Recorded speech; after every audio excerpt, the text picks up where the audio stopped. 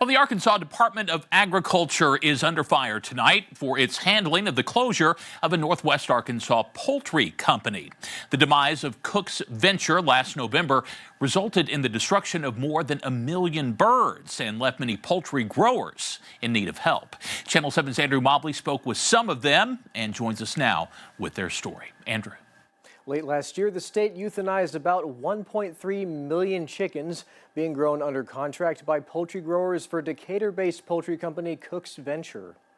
The chickens is what ran the farm. That's what was our livelihood. That's how we paid our bills. Poultry growers said that after Cooks Venture announced its closure, it told them that it would take chicken flocks off their hands and process them. Roughly a week later, growers said the company suddenly informed them the birds would have to be euthanized because it didn't have the means to process or even pick them up. I got a call from the live production manager at that point in time, I think it was around 7 o'clock that night, stating that the state would be coming in the next day to depopulate my birds.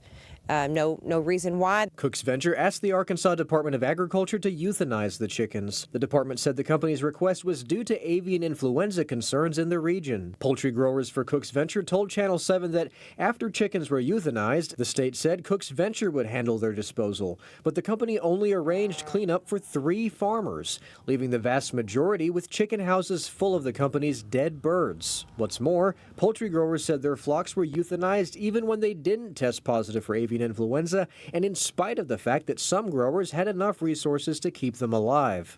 I do think the state should have ran down some different avenues before they just came in here and depopulated the birds and just took Cooks at their word.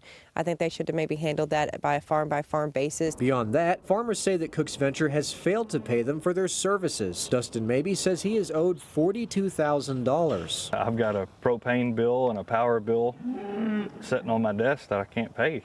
If you can't get paid for what you've already done, what is a person supposed to do? It's absolutely devastating. Mabey says when state workers came out to euthanize his flocks, they took issue with him recording the proceedings with a GoPro and refused to continue. Tried to get me to sign a piece of paper telling me that my farm was on quarantine now, and then they was going to leave. Mabey, who said his flocks did not test positive for bird flu, says the state didn't come back to euthanize his birds until 6 days later, by which time he had run out of feed, usually supplied by Cooks Venture, and his flocks had begun starving and eating each other. Among the most vocal in condemning the Department of Agriculture and Patrick Fisk, director of its Livestock and Poultry Division, is Senator Brian King, himself a poultry grower. We have laws that, for avian influenza, those situations where you can go in and depopulate.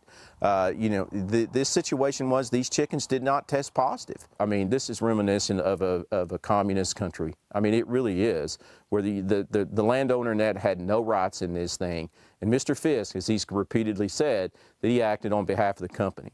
And unfortunately, the taxpayers are paying for this. I mean, the idea, like I said, that a farmer can't film what the government's doing on his own property, should alarm anybody.